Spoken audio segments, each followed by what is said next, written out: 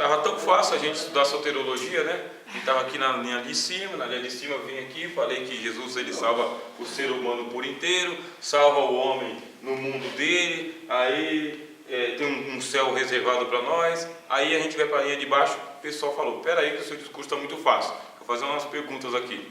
Fundamentalistas, que é a maioria de nós evangélicos somos fundamentalistas, ou para um lado ou para o outro, a gente quer salvação para nós e para aqueles que pensam parecido com a gente. Mas para aqueles que pensam muito diferente da gente, não dá para ter salvação, porque pensa muito longe, né? Muito longe, que é o caso dos liberais. Entre esses liberais aqui, você vai encontrar o pessoal da teologia da libertação. Escuta, não vai adiantar você ficar pregando o evangelho com a Bíblia aberta para esse cara aí, se você não der pão para ele, meu. Não vai adiantar. Se você não tiver uma casa de recuperação para tirar ele do mundo das drogas, não vai adiantar. Se você não tiver um albergue para colocar ele para passar a noite lá, não vai adiantar. Se você não tiver um programa social para ressocializar ele, não vai adiantar. Isso aí é teologia da libertação. Teologia da libertação é entender que você tem que salvar o homem no mundo que ele está, não tirando ele daquele mundo. Porque você tira ele daquele mundo e você aliena ele. E depois que ele fica alienado, ele fica um crente religioso. E parece que Jesus falou, escuta o povo, fariseus, né? Escribas, vocês andam o mundo todo aí para converter um prosélito. E quando ele se converte, ele fica 2 vezes pior do que ele era antes diante de Deus. 2 vezes mais filho do inferno. A religião estragou o cara. Você imagina que isso é com você. Olha, antes de eu ser crente, antes de eu ser de Jesus, eu acreditava em um Deus misericordioso e bondoso que estava ali realmente ajudando as pessoas no seu dia a dia. Agora que eu sou um crente exclusivista, eu acho que Deus é só para os evangélicos e a salvação é só para mim. A minha religião me piorou diante de Deus. Esse é o ponto de vista liberal.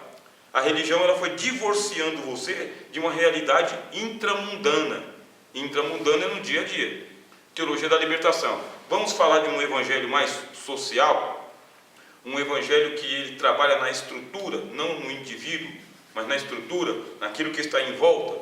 Vamos falar em instituições de caridade, filantropias, vamos fazer organizações aqui que realmente vão arrecadar dinheiro, vão arrecadar alimento, vão arrecadar remédio e vão fazer isso aí de graça para todo mundo. Vamos montar as barracas aqui, saber quem que são os cabeleireiros aí da igreja que vão cortar o cabelo dessa turma toda aí. Vamos ver aí quem que está aí com paletó sobrando, calça sobrando, macacãozinho sobrando, vamos ver. Vamos ver quem que pode doar a cesta básica decente aí, que não vem só fubá. Vamos ver. Trabalha na estrutura em volta. Se uma igreja começar a fazer isso aí, provavelmente ela vai ter que tirar o nome de igreja. Vai ter que colocar um outro nome. Por quê? Daqui a pouco vai começar a chegar gente apinhada aqui. E quem vai querer trabalhar com esse tipo de pessoas aí que são os proscritos da sociedade? E é por isso que surgiram as entidades para-eclesiásticas. Entidade para-eclesiástica é aquela que se dedica à missão integral. Ficou esperando pela igreja, a igreja não respondeu, foi lá e abriu uma instituição para ele sem nome de igreja. Sem nome. Você vai ver o George Miller, por exemplo. O camarada, ele sustentava orfanatos para meninos e meninas. Ele era rico, George Miller? Não. Como que ele fazia? Doação. Na Inglaterra. Em que século? Naquele século que estava toda a Inglaterra pobre. Porque os ingleses eles eram muito pobres antes. Rico era só o pessoal do palácio mesmo. Mas, e aí a Inglaterra só veio a enriquecer mesmo depois da Revolução Industrial. Quer dizer, George Miller com os outros irmãos da Inglaterra, como os batistas, os quakers, o pessoal independente, congregacional e muitos outros que surgiram na Inglaterra, eles fizeram muitas obras de caridade, tendo o evangelho como base, tá bem? E o evangelho como prática, mas não o evangelho como prédica. Entendeu? Base por quê? Porque é o que eu creio. Prática por quê? Porque é o que eu faço, mas não como prédica. Quer dizer, não é o que eu estou pregando, eu quero pregar com as mãos e não com a boca. Aí os liberais estão falando desse tipo de salvação. Você está prometendo um céu na eternidade, meu? Por que você não promete pelo menos aqui um serviço social? Você está falando da eternidade, é muito fácil. Você está prescrevendo uma realidade para o cara. Prescrevendo, está deixando para depois. Você não tem condições não de ser crente e fazer um trabalho aqui, agora, nesse momento? Eu não tenho recurso, mas quem disse que o reino de Deus é feito com recurso seu? Mas não é feito. O reino de Deus é feito com doações. E doação não é você só tem que ser o agente da doação. Começa a campanha agora. Começa a campanha social. Estende o braço da igreja assim, sabe? um barracão, sei lá, estende o braço. O que vai acontecer com toda a vida da igreja? Com toda a vida da igreja que se envolve com serviço social. A vida da igreja, a vida do cristão, o louvor, as orações, as pregações, vai ser envolvida por esse evangelho social. Bom, parece assim que é o canto da sereia, né? Ou que é o caminho certo. Porque tem um monte de igreja que é chamada igreja de visão integral. Alcançar o homem todo, no mundo todo, pregando o evangelho todo, a toda criatura o tempo todo. Isso aí é a missão integral. É pegar o homem e não tirar o homem do contexto que ele está vivendo. É lá na Cracolândia mesmo. É salvar ele lá. É dar pedra para ele? Não, é salvar ele lá. É dar uma dignidade humana para ele lá. E nesse meio tempo, você vai fazer amizade com a pessoa, faz amizade e entrega o evangelho para ela. Não aquele evangelho formalizado, do tipo, sai daqui e vai para a minha igreja. Mas fica com o evangelho aqui. Bom, nesse discurso, aí muito radical, os fundamentalistas falam, isso aí é o canto da sereia, é o melhor dos mundos, mas não salva o homem eternamente.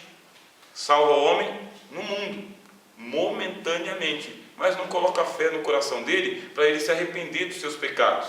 Não coloca fé no coração dele para ele começar a clamar a Deus pelo céu, porque ele já está acomodado na situação que ele está. Ao invés de você ensinar a pescar, você levou peixe. Ao invés de você ensinar ele que ele não tem que se acomodar com a miséria, você acomodou ele na miséria, salvando ele lá, aonde ele está, e não tirando ele de lá e trazendo para cá. Os fundamentalistas já reagiram na hora.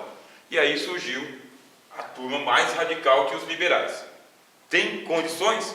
Surgiram os universalistas. O universo inteiro será salvo por Jesus Cristo, inclusive os demônios, inclusive os ímpios, inclusive Satanás. Isso aqui são os universalistas. Olha, já que é para a gente pensar sobre soteriologia, salvação, já que quem veio foi o próprio Filho de Deus, o que impede o Filho de Deus de converter o mundo inteiro, inclusive Satanás? Qual a dificuldade de Jesus converter o diabo, ou salvar o diabo? Qual a dificuldade? E os demônios? E os ímpios também. E entre os ímpios, todos os ímpios, tá? Os pré-diluvianos, os diluvianos, os pós-diluvianos, os sodomitas, essa turma toda. Por quê? A maioria dos pecados que a gente comete são pecados de ignorância.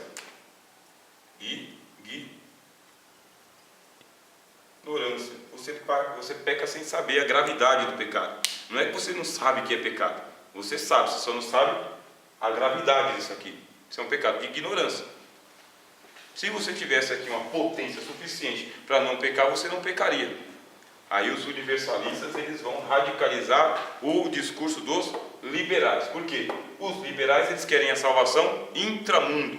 E os universalistas, eles querem a salvação pós-mundo. Pós-mundo. Aí depois virá os restauracionistas, que eu vou falar, e já vou entregar para o pastor Wilton.